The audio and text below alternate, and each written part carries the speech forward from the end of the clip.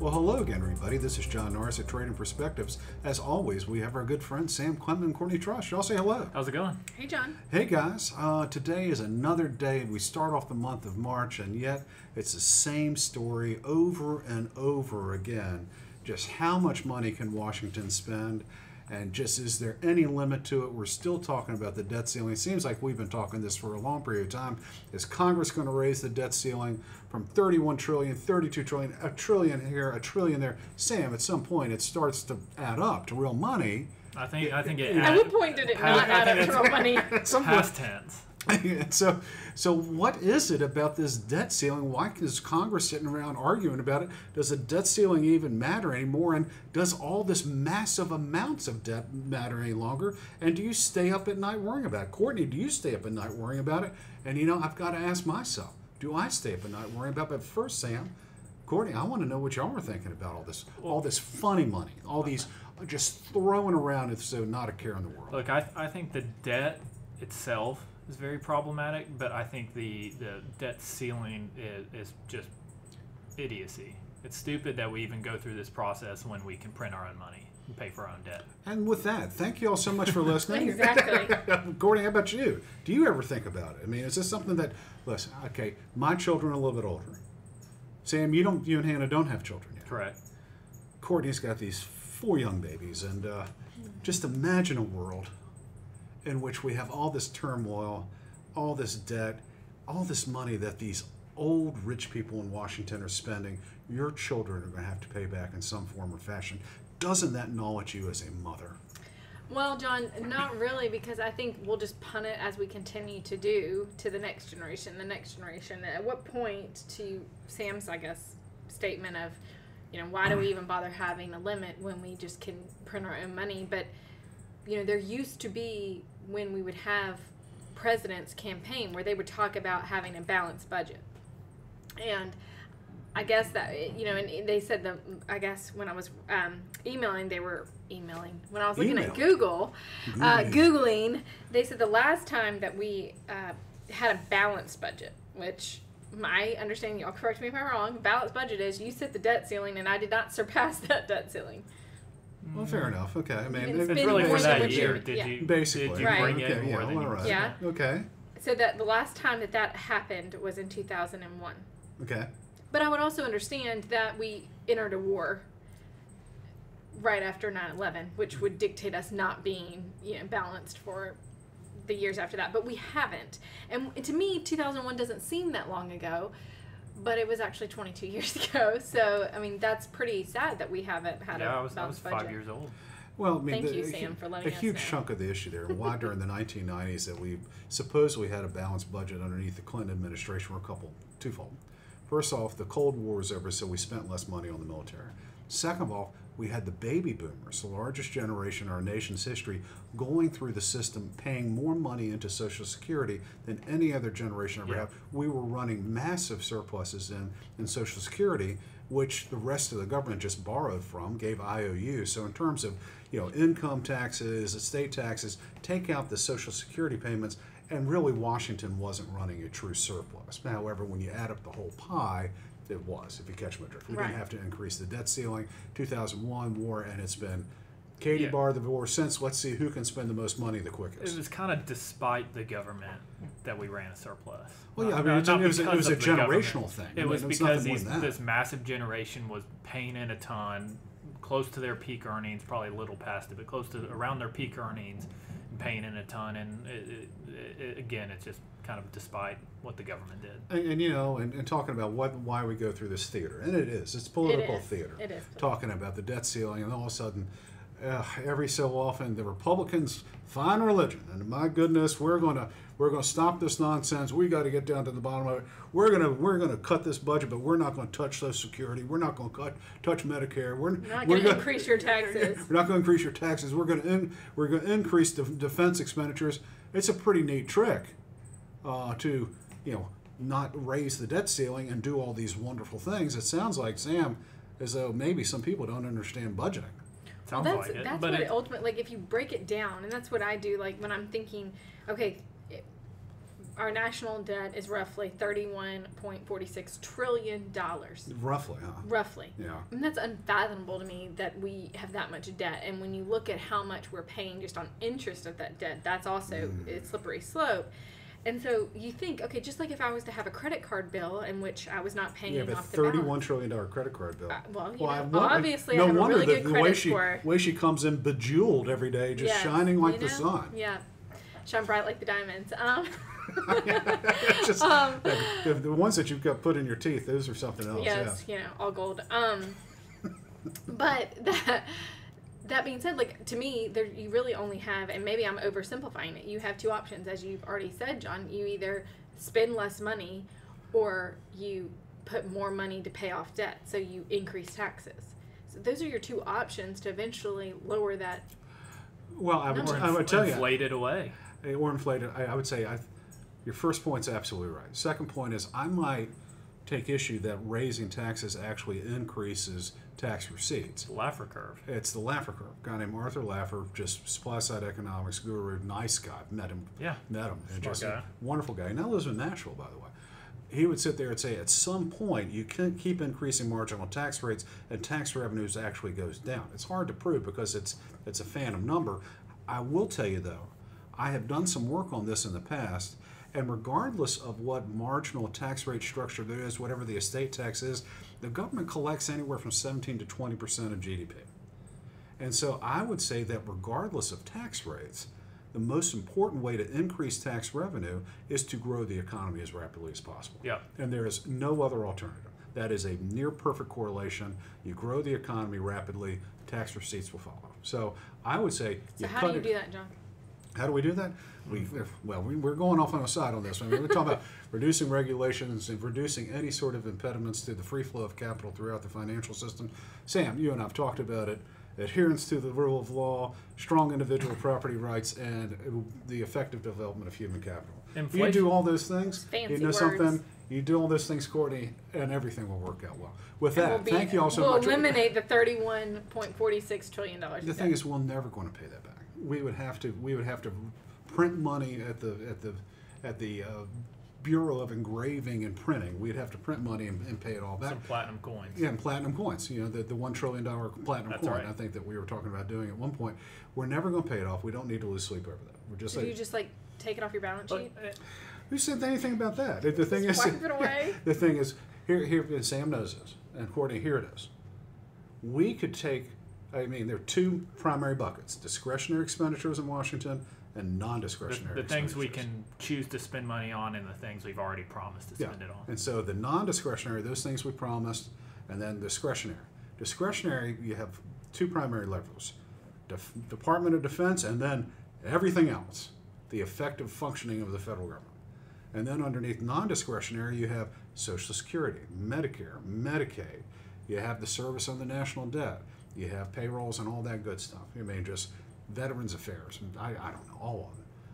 We could, if we take out non-discretionary and just take a look at discretionary, and then X out Department of Defense, and just take a look at just those truly discretionary expenditures, we could eliminate the day in and day out functioning of the federal government, Courtney, and still run a budget deficit year in and year out. We should try That's that. how outrageous our expenditures are on the Department of Defense and then non-discretionary buckets. So anyone that says we're going to not increase the debt ceiling has got to do something. We got to decrease DOD, Department of Defense, and do you want to do that right now with Russia and the Chinese? No, thank you. Decrease Social Security. That's going to be a hard one to get past the population. Decrease Medicare, same type thing. Decrease Medicaid. Well, how's that for the old social contract? And then we obviously have to service our national debt. Otherwise, everything goes if we go into default, what happens to the banking system? Yeah. It collapses. Everything relies on the U.S. government being able to pay its bills, which they can whenever they want to. And people, I feel like some of the fear mongers talk about being able to pay our debt. That is not necessarily a problem now. No. I mean, the percentage of GDP that we're paying in interest, even if everything refinances at these higher rates, we're still able to finance our debt. The problem to me is what it does in crowding out other investments and how it slows the economy and how rates move up when the U.S. government's borrowing so much, and Yeah. what that does is force more investments into loaning the federal government money Yeah, and we're less saying to no. less to Saying private. now, people are interested in buying T-bills for the first time in a long period of time, paying over 5% on a 6-month T-bill. Yeah. All that stuff. Courtney, I'm going to give you a little analogy here, talking about the federal budget deficit and just accumulated debt. You know me. You know. I look like an old athlete. Clearly. Well, an old athlete, Yes. not a current one, but twisted steel, all that stuff. And it's clear, Courtney, that I'm very fleet of foot. I mean, and you've said so in the past. I look as though I'm very rapid. Now, if you had to bet $100 worth of your own money, not my money, your own money, Right. and I had to run a foot race with Usain Bolt, the fastest man in the world, on a 100-meter race, $100 of your own money, me versus Usain, who you betting that money on? Probably not you. Okay, so you're going to vote Usain, right? Yes. All right. Same. Assuming he's healthy and No, it's just all other things being yeah, equal. okay, Right yeah. there. Okay, now I'm going to put a little twist on it. Now, what if Bolt has to wear 5-pound ankle weights on each ankle? Still gonna pick him. Okay, well, how about 10-pound ankle weights on each ankle? Still gonna pick him. All right, how about 20-pound ankle weights on each ankle? Probably still gonna pick him. All right, how about 30-pound ankle weights on each ankle? I mean, maybe if he had like 100-pound person on his back, I might say. I don't know though. I mean, he's a tall man and he's like fastest man alive. Okay, how about this one? He has to carry you on his back and race me in a foot race. Who do you bet $100 on? I still think he'd probably win. All right. Okay. Has to carry. Fine. Eventually, yes. I Okay, think eventually. you would probably. I would say you would have the upper hand. There you have it. I finally have to get maybe Ryan or Sam Harris or Sam Clement or even myself. But I can't race Usain if I'm on Usain's the back. Right, You catch right, my drift? yeah. But eventually, you'd bet money on me, and I'd probably win. The thing is, that's kind of what our debt is doing. Usain Bolt is still going to be a rapid guy. Even carrying me on his back probably could still beat me. Truthfully, I'll be out of breath by the 80-meter mark. I mean, Right. just one of those deals. He's still going to be a very fast person. Even with 10-pound ankle weights, he's still going to be a world-class, probably 12-second 100 meter. That's what this accumulated debt is doing. It's like putting ankle weights on Usain Bolt. Still going to be the world's fastest man, just going to be a little bit slower until all of a sudden we get, I don't know. I mean, I can't. There's a point. Yeah, where he can't move. I mean, there's Yeah. a point where he's not going to be able to. But we're still a long way away from that. We would have to put someone from my 600-pound life on his back in order to perhaps, crush him so he can't run and beat me in a race. But we are a long way from that. Sam, your thoughts on that? I think so. Yeah. So where is that threshold? Again, it's someone from my 600-pound life. But Thank you, John. it's in referring relation back to the it's debt. in relation to a percentage of our GDP that we It's can, also our ability to service it. right. So is it a matter of just Which sticking I our think head those in two the are sand? kind of Yeah, I think they're they're- related. yeah. I mean, it's being able to pay for our own debt and finance it through our own activities, which at this point we're still able to do. We've been at higher levels before, Yeah. and financing costs as a percentage of our GDP. People will look at it. Fearmongers show a chart of total interest expenditure. How much we're spending paying that. Yeah, that's scary. But then if you look at it compared to how much our GDP's grown, it makes it a little less scary. So, are you saying that it's not something that we need to worry about? I'm saying it's a train headed for something we need to worry about, and we need to worry about hitting the brakes before you get to that point. That's not the point it becomes a problem. The runaway train is a problem already. You've got to figure out a way to stop it. So, other than trying to control the market for a better GDP, what do we do as Americans? Well, this is where I'm perhaps a little bit more sanguine than some other people. I feel very good about the future. Sun comes up in the east no matter what I do today, Courtney. I've told you that over and over again. Just words of wisdom for you and for Sam as well. Starting at the end of this decade, around 2028 or 2020, 2029, more people start hitting 35 years of age. hitting 40 years of age than hitting 65. So that means we're going to have more people at the end of this decade hitting their peak earnings or earning stride, and we have fewer people will be rolling off and taking things back out of the government. For all intents and purposes, we've got that echo generations coming through, and we have that same sort of type thing that happened in the 1990s when the baby boomers came through. And then at the end of this decade, 2030, and this is where it gets a little bit morbid on the show, on Trading Perspectives. Well, you're going to live forever, right, John? Well, why not? In 2030, the first of the baby boomers hits 85. The largest generation in our nation's history starts hitting its actuarial ceiling with an increased rate. In other words, they start dying off a little bit more quickly. So we'll end up having that generation throughout the 2030s. We'll have fewer and fewer baby boomers. We'll have more and more of the echo generation. It's going to be a virtuous effect where hopefully we'll be able to get more income back into Social Security, be able to get all that type of stuff, and we'll have a 1990s sort of redux or redo, and things will be a little bit better. We just have to wallpaper it between now and then. I think it's a combination of that. I think things are already trending better. I think legal immigration is going to need to be a bigger component of it. That just has to be the case. And also, I think my unpopular opinion is I think there needs to be some reform to entitlement programs, whether that's younger people, not being grandfathered in and not having the same amount of benefits, and, whether that's 25 or something. But I think there needs to be a hard look, and there's going to be some probably unfairness or pain or what some people would want to call it. But I think something has to change with our current entitlement programs. So, Courtney, what do you think about slashing Social Security? Oh, I don't support that. Mostly because my parents will be pulling on Social Security, and I don't want to have to pay. Yeah, but what if, say for you, your parents are fine, but for you?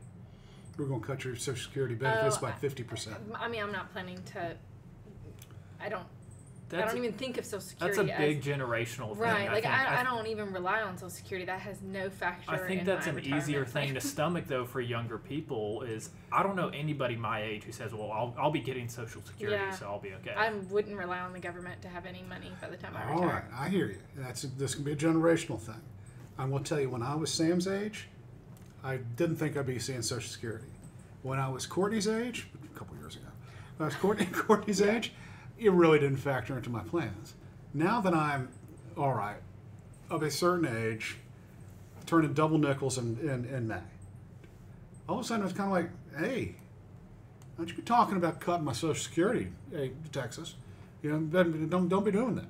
And so that's where, as you get older and you start thinking, all of a sudden that comes closer, that's all of a sudden you start changing. So that really is kind of a generational thing. The closer you get to getting into these entitlements programs, and it's entitlement, but then again, I've seemed like I've paid a whole hell of a lot into it. Right. All that type of stuff.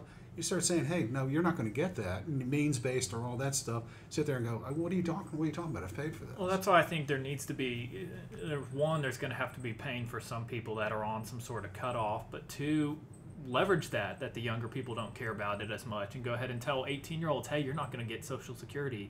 But over half of them don't even know what Social Security really is. So if you tell those people, they're not going to be able to get it. But then to John's point, when they're 55 and they're like, wait, hold up. But they hadn't been promised it for 30 years. But they've been paying into it, and you see it on your check that you're paying into Social Security that then you're not going to get. I mean, I get almost nothing out of most of my taxes I already pay. Just loop it into income tax. It doesn't.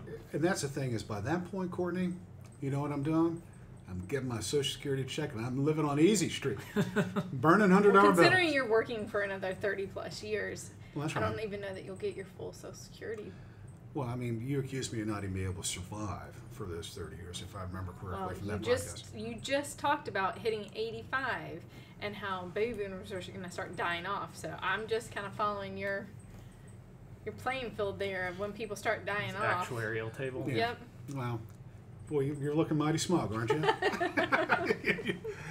Courtney always has to get one zinger in. I've tried to be nicer this week than I was last week. Thank you. Man, I really, Yeah, but I will tell you. Last week was rough for Courtney. But I will tell you this. I mean, in all seriousness, in terms of the debt ceiling, this is going to sound very vague, almost, but I mean, it's on purpose. Our accumulated debt's not going to be a problem until it is, and that sounds crazy.